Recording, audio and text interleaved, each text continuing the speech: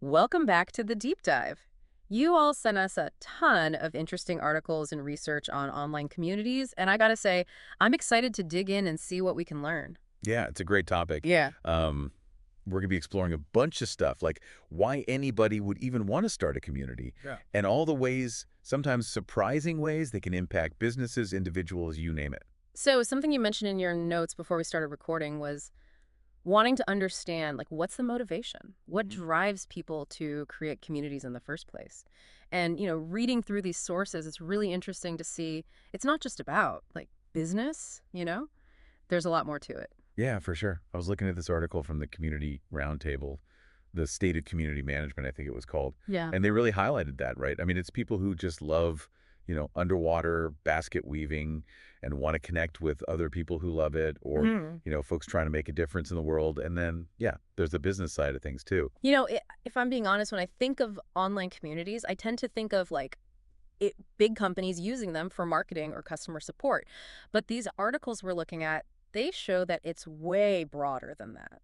I think the most fascinating thing is like, even though there are all these different reasons to start a community, a lot of them kind of go back to that basic human need for connection, Right. and purpose. Yeah. It's like, it's fundamental, right? Yeah, it's like we're hardwired to want to find our people, our tribe. It doesn't matter if it's online or offline. Totally. It's that sense of belonging.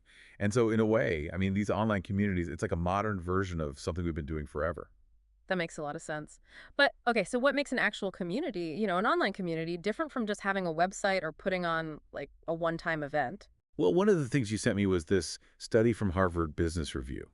And they talked about the importance of shared responsibility in online communities. And that's a key difference, right? And instead of this one-way street where it's just information being given to people, communities actually give members the power Yeah. to, contribute their own content, answer other people's questions, support each other. It's a totally different dynamic. Ah, so it's about participation, not just passive consumption. Right. And that does a couple of things. Number one, it creates this sense of belonging and ownership. And number two, it makes the community way more scalable and resilient. It actually reminds me of a point they made in the Fever Bee article, The Four Types of Communities, I think it's Yeah. called. They talked about how successful communities often use gamification to kind of like encourage participation. Oh, yeah. That's a great example, right? Like, Hmm. it taps into those intrinsic motivations that we have and makes, like, contributing something that is actually rewarding. So, going back to the Fever Bee article for a sec, they said that communities, it's not just about shared responsibility, it's also about deepening relationships and turning like casual users into passionate advocates. What stood out to you about that? Honestly, Mhm. it just resonated with me. There's this quote from the article. I love it. It says, "People join communities for the content, but they stay for the people." That really sums it up. It's that feeling of belonging again, right? Like you're part of something bigger than yourself. Exactly. And when you have that, you're way more likely to, go the extra mile, contribute more, stick around longer. It's powerful. Have you ever felt that like really deep sense of connection in an online community? Oh, absolutely. I'm part of this online community for science fiction writers, and we critique each other's work, share resources, celebrate each other's wins. I mean, it's become a whole support system, not just a hobby anymore. That's awesome. And it's a great example of how a community can be about so much more than just the initial reason people joined? Absolutely. Speaking of different reasons, I thought the way Fever Bee categorized communities in that article was super interesting. It's not just about where the community is online, but about what it offers to its members. They have this framework of four types: mutual support, exploration, influence, and belonging. Okay, I'm definitely intrigued. Break those down for me a little more. Like what makes each one unique? So let's start with the most common one, mutual support. Think like Q&A forums, customer support hubs, Mm. places where people go to get their questions answered or problems solved. The plus side is they can be really scalable. But the downside is you tend to get this inequality in participation, where a small group of really active users ends up doing most of the heavy lifting. Yeah, makes sense. It's like the 80-20 rule, right? 20% of the people doing 80% of the work. Exactly. And if those super users, if they burn out or leave, the whole community can struggle. Good point. Okay, so what about exploration communities? What are those all about? Exploration communities, they're less about reacting to problems. You know, it's more about proactive sharing, learning, and improvement. Like communities of practice, those are a good example. or customer success communities, where people share tips and best practices. So it's less about getting a quick fix and more about continuous learning and, like, growth. Exactly. The challenge with these types of communities, though, is getting people to, step up and share their knowledge. It takes effort to convince them to contribute their expertise. So creating the right incentives and fostering a culture of sharing is key. For sure. Okay, now the third type is influence communities. These are all about driving collective action, like movements. Think open source software, or even like political campaigns. So it's about using the power of the group to achieve a shared goal. Exactly. The challenge with these, though, is something called the collective action problem. I've heard that term. Explain it to me like I'm 5 years old. Okay, so imagine you're with a bunch of people, and you're trying to push a car out of the mud.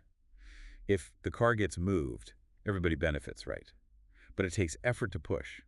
So the collective action problem is that temptation to just stand back and let other people do the work, because Yeah. you know you'll still benefit, even if you don't push. Ah, so it's like the free rider problem. Yeah, exactly. So the question is, how do influence communities get around that?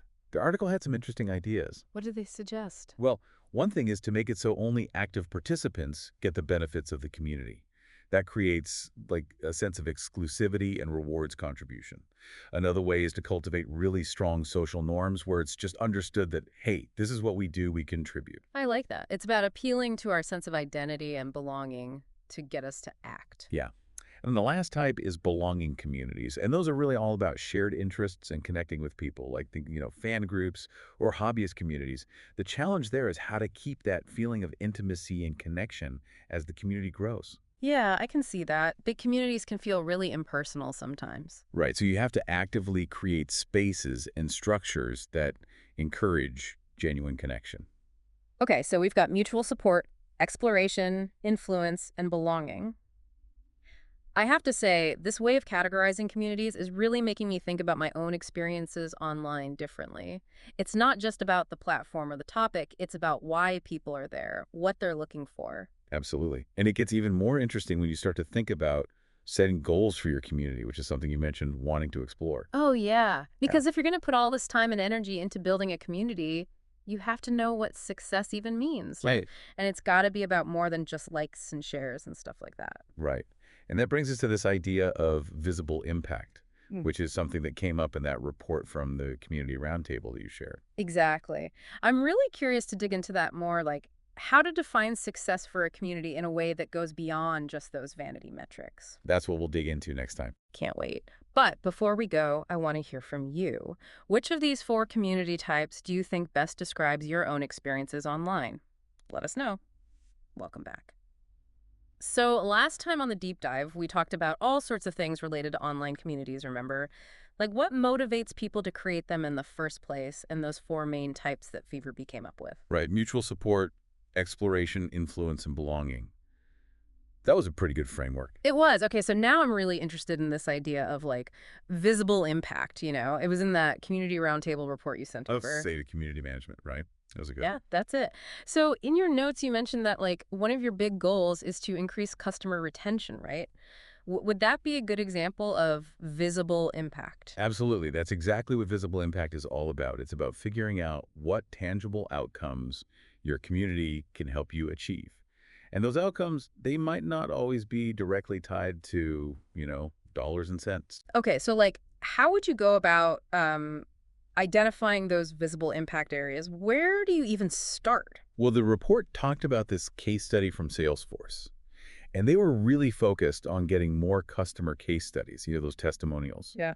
because those are super valuable for their sales team. Makes sense. So what they did was they actually created a point system within their community where members would get rewarded for contributing case studies. Oh, that's clever. So they turned their community into like a content generating machine. Exactly. And it worked. They saw a massive increase in the number of case studies they were getting, and the quality was better too. And of course, that had a direct impact on their sales pipeline. That's awesome. So it sounds like starting with like a specific goal is key, right? What were some other examples that they talked about in the report? Let's see. Oh, they had this example of a company that used their community to create a mentoring program and that helped new users learn the ropes faster. And that led to higher engagement and even more people converting from free plans to paid plans. That actually reminds me of this community I used to be a part of for like indie game developers. And at first, it was just people sharing, snippets of code and stuff like that. But then it evolved into this whole mentorship program where like experienced developers would help out the newbies. That's awesome. That's such a good illustration of how powerful that can be, Hmm. that community-driven mentorship. It helps people feel like they belong and it accelerates learning. Yeah, totally. So it seems like getting input from like stakeholders is super important. In your notes, you mentioned working with marketing and customer support. Oh, yeah, absolutely. It's really important to bring in anyone who could benefit from the community, right? Hmm. You got to sit down with them, understand their challenges, and then figure out how the community can help them achieve their goals. So it's about aligning your community goals with, the needs of the organization or even your own personal goals, if that's what you're building it for. Exactly. And once you have a good handle on those visible impact areas, the next step is to create a community roadmap. Okay, roadmaps. That sounds kind of intimidating. It doesn't have to be. Yeah. It's really just about breaking things down into phases, short-term goals, medium-term goals, long-term goals. And the Community Roundtable report, they really emphasized starting small, and building momentum from there. That makes me feel better. I tend to like go overboard, trying to do too much at once. I think a lot of people do. So yeah, instead of doing that, just focus on some quick wins early on. That'll create some excitement, demonstrate value. Like maybe in the short term, you just concentrate on, finding your core group of members, setting the tone for positive interactions. Then in the medium term, maybe you introduce a mentorship program or a content challenge, something like that. And then long term, who knows? You might start working more closely with other teams or even explore ways to generate revenue. I like that. It's like, climbing a mountain. You don't start at the summit, you take it one step at a time. Exactly. And as you're building your roadmap, it's really helpful to think about those specific behaviors that you want to encourage in your members, Yeah. the things that'll help you hit those milestones. So we've got our goals figured out, we've talked to the stakeholders, and we've built our roadmap. W- What's next? How do we actually get people to like do the things we want them to do? That's the million-dollar question, right? Yeah. The key is to translate those big overarching goals into specific measurable behaviors that you can actually track. So, for example, let's say your goal is to reduce the load on your customer support team. You could try encouraging members to ask and answer questions in the community instead of going directly to support. Right. So you're basically creating like a self-service ecosystem. Exactly. The report had this awesome table, and it broke down, different goals and the behaviors that could help you achieve them. Like, if your goal is lead generation, maybe you encourage members to create content that will rank well in search engines or get involved in discussions that showcase how great your product is. Yeah, that makes a lot of sense. It's all about aligning actions with the results you want. Right. And this is where things get interesting. The report also warned about something called the engagement trap, which I think is really important. The engagement trap? Okay, that sounds a little scary. What is that? It's basically getting so fixated on those vanity metrics like likes and shares and stuff that you forget to ask yourself whether that engagement is actually contributing to your goals. Mm. Like you could have a community where there's a ton of activity, but if it's not actually moving the needle on the things that matter, what's the point? It's like having a packed dance floor, but nobody's actually dancing to the music you're playing. Uh-huh. That's a great analogy. It's not about being busy for the sake of being busy. It's about making sure that the things people are doing in the community are actually driving the outcomes you want. So how do you avoid falling into that trap? By being laser focused on your goals and knowing which specific behaviors will lead you there. Remember how you mentioned wanting to create a strong sense of belonging in your community and boost customer retention? Yep, those are definitely top priorities for me. Okay, so think about what actions actually demonstrate those things. Maybe it's people getting involved in discussions, sharing personal stories, Mm. or even organizing virtual meetups. Those are the behaviors you want to encourage and keep track of. That's a good point. It's giving me a much clearer picture of what success looks like. I'm glad to hear that. And you know what? All of this ties back to choosing the right technology platform to support your community. Yeah. Because the platform, it has to be able to help people do those things. Oh, right. The technology. Mm, What are some of the important things to keep in mind when you're trying to decide which platform to use? that's a big question. And one that we could definitely spend a whole episode on, maybe even two. But I guess the main thing to remember is that the best platform isn't necessarily the one with the fanciest features. It's the one that best supports the specific behaviors you're trying to encourage. So we're back to being intentional, right? Choosing a platform that actually aligns with our goals and our strategy. Exactly. Yeah. And on that note, I think we should wrap up part 2 of our deep dive. We've covered a lot today, from identifying visible impact to creating a roadmap and making sure that people's actions in the community are actually helping you achieve your goals. Yeah, it's been amazing. But before we move on to the whole technology discussion next time, we want to hear from you. What are your top 2 or 3 goals for building a community? And what are the things you would want your members to be doing to help you achieve those goals? All right, welcome back to the deep dive. So far, we've been talking about all the cool stuff related to online communities, like why people start them, how to define what success actually looks like, and even like turning those big goals into things that people will actually do. We've covered a ton of ground, Yeah. but there's one big piece of the puzzle we haven't really talked about yet, and that's the technology. Right, the technology that powers it all. In your notes, you mentioned you're thinking about using either Discord or like a custom forum platform for your community. How do you even like start comparing options like those? Well, the big thing is making sure that the tech you choose actually supports your overall goals and your strategy. Hmm. One of the articles you sent was from TechCrunch, and they had a really good point. They were saying that the best technology for a community, it's not necessarily the one that has, the most bells and whistles. It's the one that actually makes it easier for people to do the things you want them to do in your community.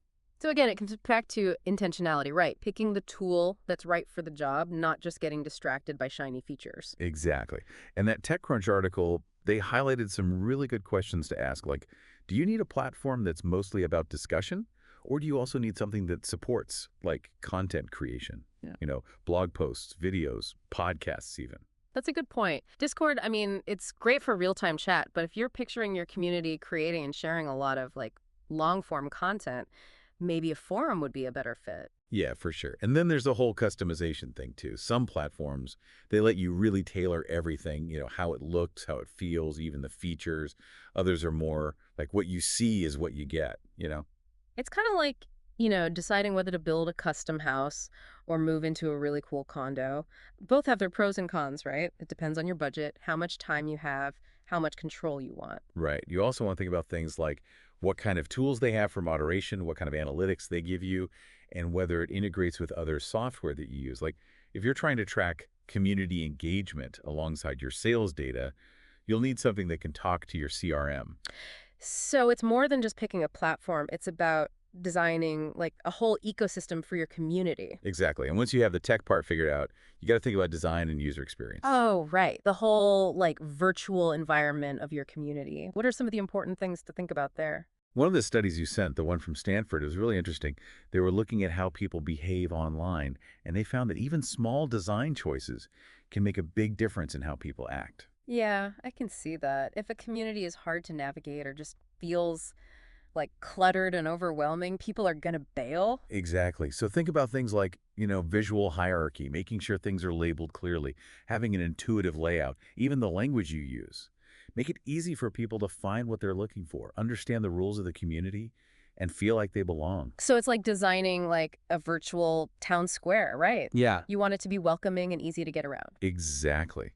And as you're designing it, always keep in mind those specific behaviors you're trying to encourage and try to make those things super easy and rewarding to do. Like if I'm trying to encourage knowledge sharing, I would make it really easy for people to ask questions, share resources, and like give each other props for being helpful. Exactly.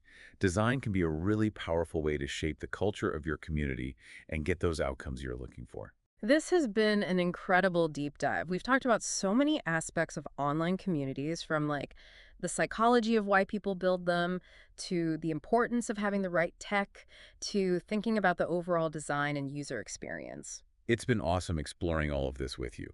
But before we wrap up completely, I do want to leave everyone with one final thought.